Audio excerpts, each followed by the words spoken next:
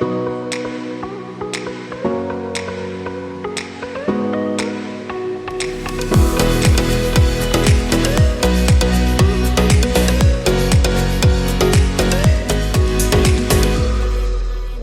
to Agri-Pulse Newsmakers, where we aim to take you to the heart of ag policy. I'm Hannah Pagel. Our guest this week is Salud Carbajal, who joins us to discuss the latest on the Farm Bill and mechanization in the specialty crop industry. But first, here's this week's headlines. Ag Secretary Tom Vilsack spoke about less American farms and farmland, as well as other key issues facing the agency on Capitol Hill this week. Vilsack testified in front of the Senate Ag Appropriations Subcommittee during a hearing on the President's 2025 budget request for USDA, which comes out to more than $213 billion. According to Vilsack, the U.S. has lost nearly 550,000 farms and 151 million acres of farmland since 1981. He also said the department is looking to lower experience requirements so more people can get access to loans or other financial relief like debt forgiveness. U.S. Trade Representative Katherine Tai defended President Biden's approach to negotiating new trade agreements. Tai spoke during a House Ways and Means Committee hearing this week and said the administration wants to avoid deals that punish some American sectors while benefiting others. She added the administration is working to remove barriers to U.S. farm products, like Mexico's ban on biotech corn. Republicans criticized her for not looking into new tariff-reducing trade agreements. USDA projects the country's ag deficit could reach more than $30 billion in fiscal year 2024. And finally, House Ag Chairman Glenn Thompson insisted this week his committee will have a new farm bill by Memorial Day. Thompson defended his proposal for funding the bill this week. He believes he's found a way to pay for changes to commodity programs while keeping IRA conservation program funding covered by the conservation title of the bill, which is something Democrats want to protect. Thompson says he thinks the odds of Democrats supporting a proposal in committee are pretty good. Democratic Congressman Salud Carbajal also sits on the House Ag Committee and is working on his first farm bill. He says he wants to see a bipartisan farm bill. Well, we're all hopeful and optimistic that that comes to be.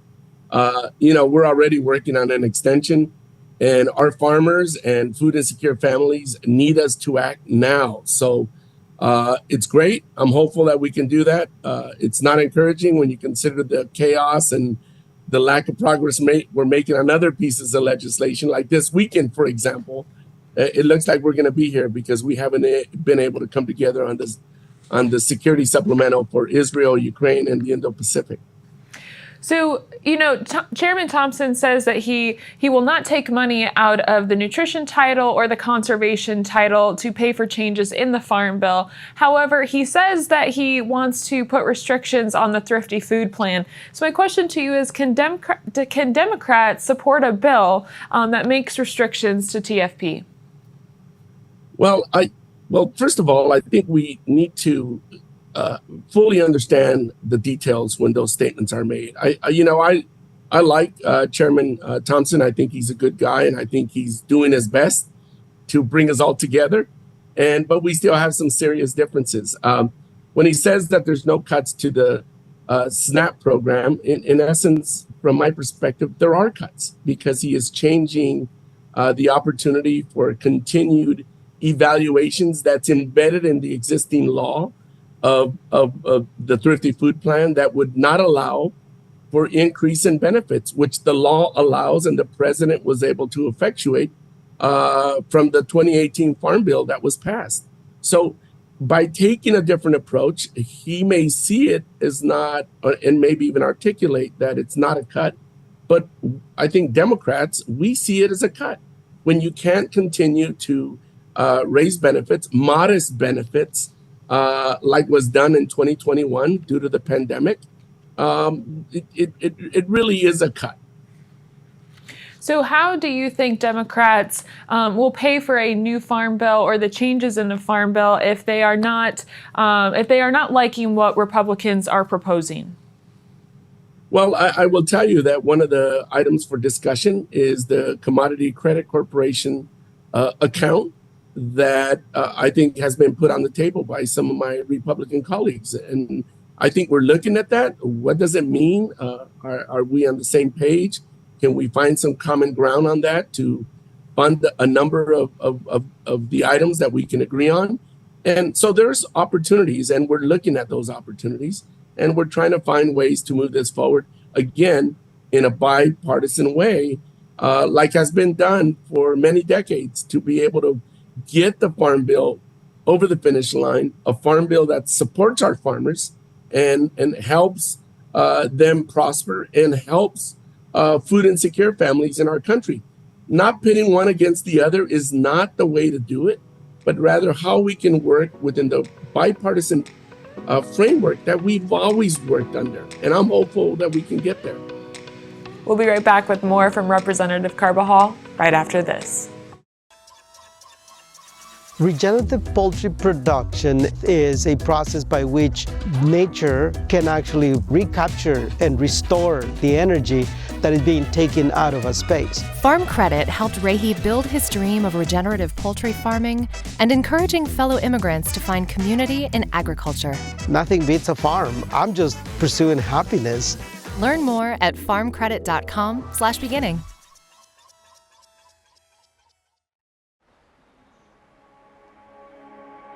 Farmers are always there for each other.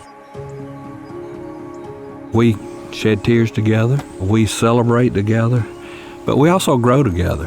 Farm Bureau is the largest general farm organization in the country. We have the farmers' back. If you're a farmer and you're not a member, we would welcome you into our Farm Bureau family. And if you want to know more about agriculture, come be part of this great family. Welcome back. Representative Carbajal has been pushing for more funding to go into mechanization research to help support specialty crop growers, an area he says is vitally important to his producers in California. Well, first and foremost, just to share, my father was a farm worker, and I know the hard work that goes on in these farms. I worked with my father many a summers, and I know that I've also heard from many farmers that there's got to be a better way to be able to be more productive and successful. And so as long as we are retraining the existing workforce and not displacing workers, but taking advantage of mechanization to maximize more production, I think it's a great effort. So my bill basically would be able to achieve more prosperity for our farmers, employment security for the farm workers, and come up with a win-win. So that kind of goes into my next question. You mentioned there are some people out there who are concerned that investing in mechanization will replace workers. So how do you plan to kind of balance those two areas? Well, first of all, the bill that I have put forward would have a committee that would work with the USDA.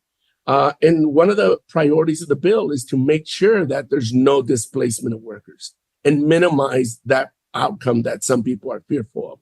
I'm fearful of it. That's why I made sure that that was a major component of the bill, that that did not occur. But again, the main impetus for this bill is to create more production to help with the health impacts that are associated with not having these modernized tools associated with being able to do farm work. And I think that the bill has all those protections that people might be concerned about. And would you need more funding to kind of help implement changes that your bill is addressing, or how would you go about kind of solving those issues with your bill? Absolutely. Certainly funding would be included, and that's all part of what we would have to do to move this forward. And so my last question for you, so specialty crop growers would like to see more crop insurance enhanced, but tell us what that might look like in a new farm bill and how you would find the funding to enhance specialty crop insurance. Well, we need to do all we can to continue to make sure that specialty crop insurance continues to grow. As you know, out of the 400 and something commodities, there's only about 80 specialty crops that are covered under crop insurance. And we need to provide more pilot programs for for these types of tools and products so that we could continue to grow them and include more specialty crops in California, for example, and throughout the country, other specialty crop states. And we, of course, need to provide the continued funding that allows for this program to continue to exist. And so I believe we can achieve both. Congressman, thank you so much for joining us. Thank you very much. I'm hopeful that we can come together in a bipartisan way and come up with a win-win to help our farmers and help continue to feed our food insecure families in our country. Agriculture is the #1 industry in my district. And so I know wholeheartedly what that means to support our farmers, and also 27,000 Central Coast households in my district depend on SNAP. And that's why it's so important to not pit one against the other, but come up with bipartisan solutions that are collaborative, that are a win-win for all. We'll be right back with this week's panel discussion. But first, our Andrew Huneke takes a look at food security among U.S. service members in this week's Ag by the Numbers. USDA and Department of Defense data shows food insecurity is more prevalent among active duty military members compared to people not in the military. Food insecurity is when someone doesn't have access to enough food for an active or healthy life due to not having enough money or other resources. Someone who has low food insecurity changes their eating patterns or eats less food. This graph compares the percentage of people who experience food insecurity in both categories in 2018 and 2020.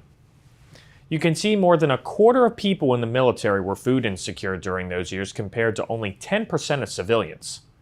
And when it comes to very low food security, the numbers were 10% and 3.5% respectively.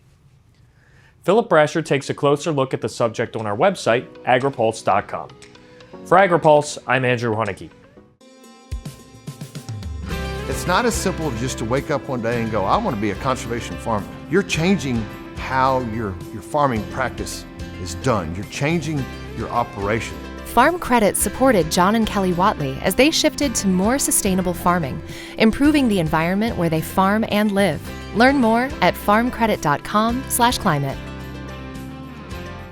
Agriculture Future of America is a nonprofit building transformational leaders in food and agriculture. AFA prepares college students to join the workforce as innovative and engaged young professionals who will shape the future of agriculture. Head to agfuture.org to find out how you can get involved. Did you know Agri-Pulse has all your favorite podcasts, including Open Mic, Newsmakers, and Drive Time? Take us wherever you go. Subscribe on agripulse.com or on Spotify and Apple Podcasts.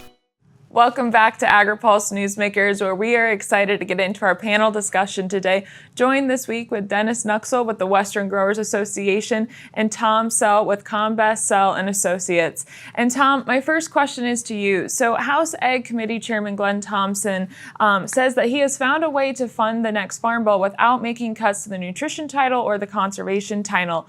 However, it does outline restrictions to the Thrifty Food Plan. So given all of the politics, what do you make of where things stand with the Farm Bill? Well, I'm excited about it. I think it's fun and it's encouraging to see kind of the focused work. Obviously, it's a political challenge in any environment, and money is always an issue. Now, when you talk about kind of the needs of the Farm Bill and what kind of the holes that they're trying to patch, that's largely in the farm safety net, Title I. And maybe some improvements to crop insurance. So I think that's where they're really trying to find some new resources. So I think it's very encouraging to hear the work that GT has been doing. Obviously, there are a lot of details that we don't know yet, but it's just good to see someone kind of aggressively attacking this issue that we need to improve the safety net for farmers. And it looks like getting ready to put something on the table. So do you think that Republicans' plan to make restrictions to the Thrifty Food Plan will cause Democrats to not want to come to the table? Or, do you think that they are at an impasse, or do you think this is the breakthrough that we've been needing? Well, I would hope not. It's still very early in the process, so everyone should be at the table. No one should be backing up right now. We haven't even seen it. And this is the way that legislating is supposed to work. You have different ideas, you have kind of lines that get drawn in the sand, but then you have kind of rational and reasonable proposals that are put forward. So our real hope is just that everyone stays at the table and negotiates toward a good farm bill in good faith. So, Dennis, bringing you into the conversation here, how much Democratic support do you think House Chairman Glenn Thompson is going to need to move a farm bill through the House?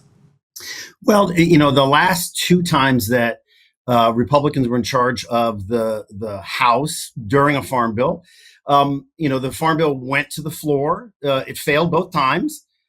Changes were made, and then it came back in a more bipartisan fashion. So my suspicion is Chairman Thompson will need a fair amount, quite a bit of Democratic support. Farm bills typically have some left wing and some, extreme right wing opposition. That's certainly what we've seen in the House of Representatives the last 2 or 3 farm bills in a row. And so farm bills really have to be, as a consequence, bipartisan. And hopefully that is what Chairman Thompson is trying to target. It may take a little while, as Tom suggests. It may take a little while to get there, but I'm really, really encouraged that we're moving forward. We're taking action, that the committee is going to be voting. And that I hope will also stimulate the Senate. We'll be right back with more from our panel right after this. Farmers are always there for each other. We shed tears together. We celebrate together. But we also grow together.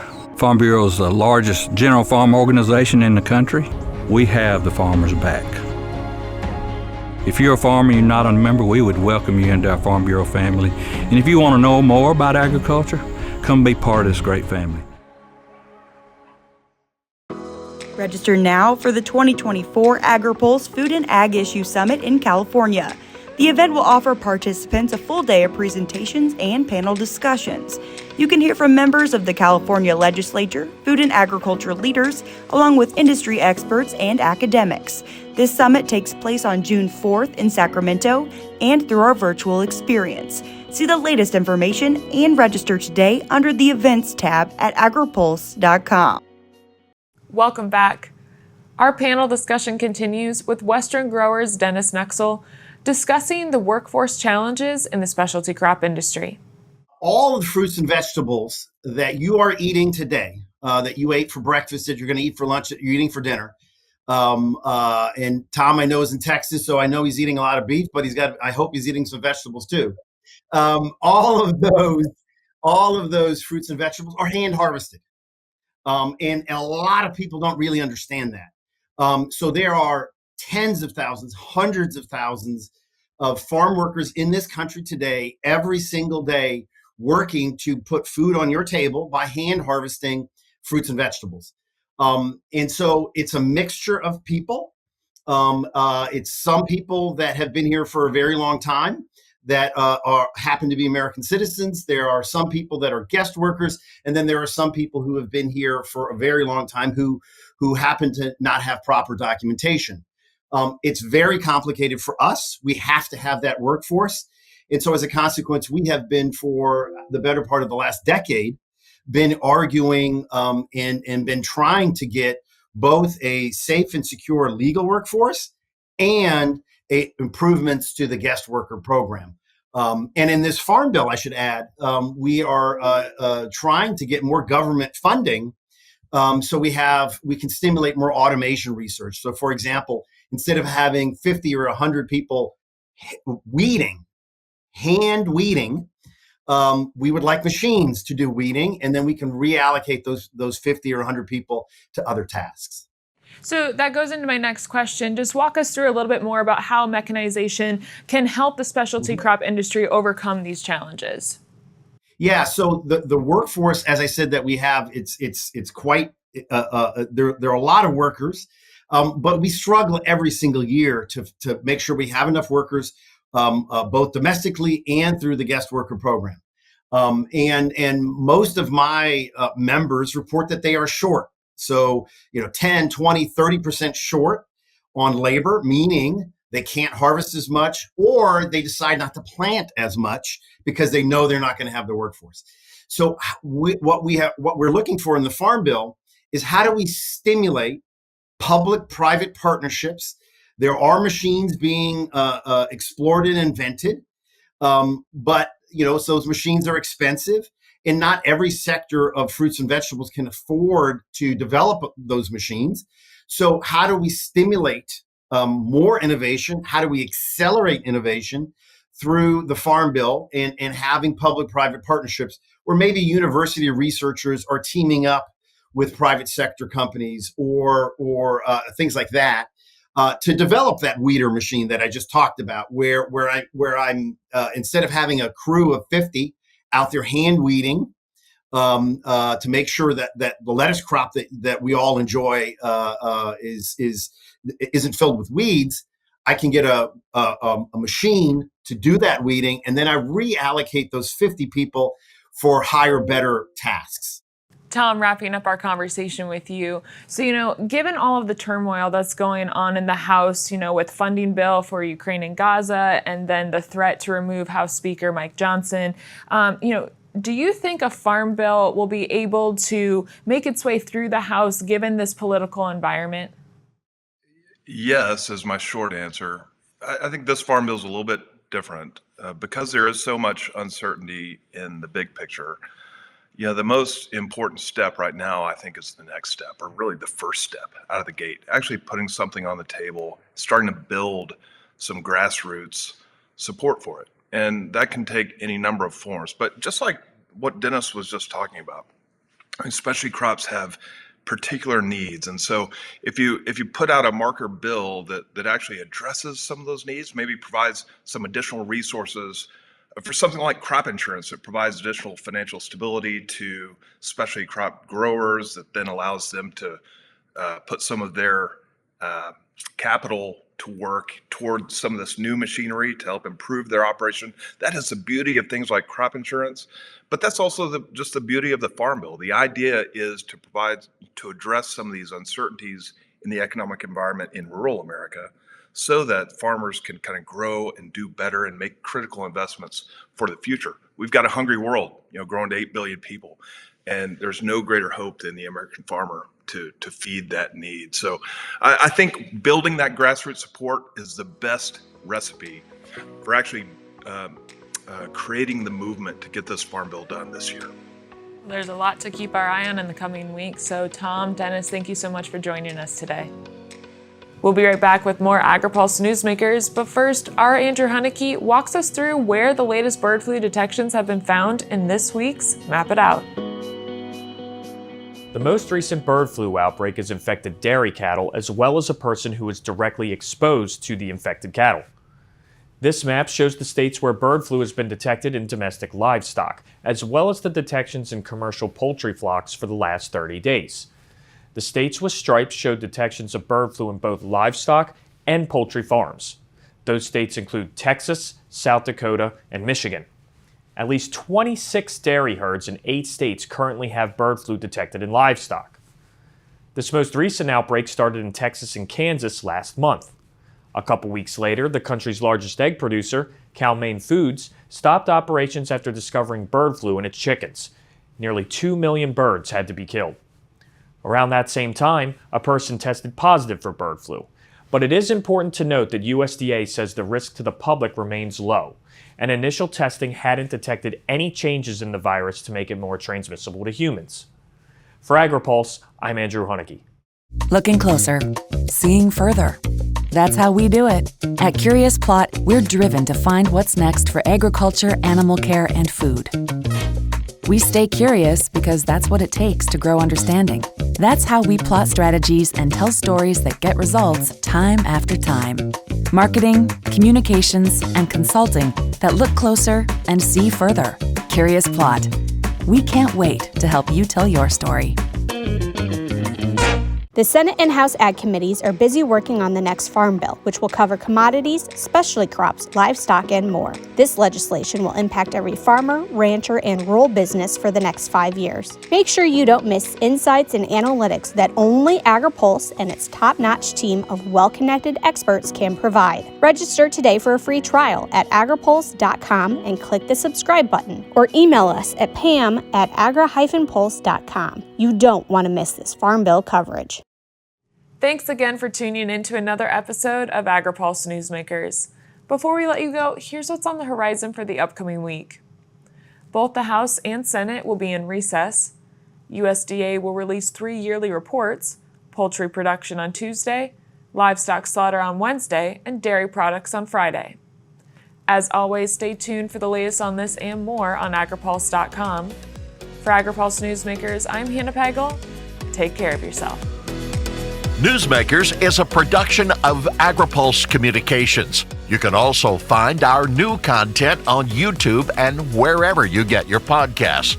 And don't forget to follow Agri-Pulse and our correspondents on social media to get breaking news and more. For agriculture, trade, food, environment, and regulatory news, your source is agripulse.com.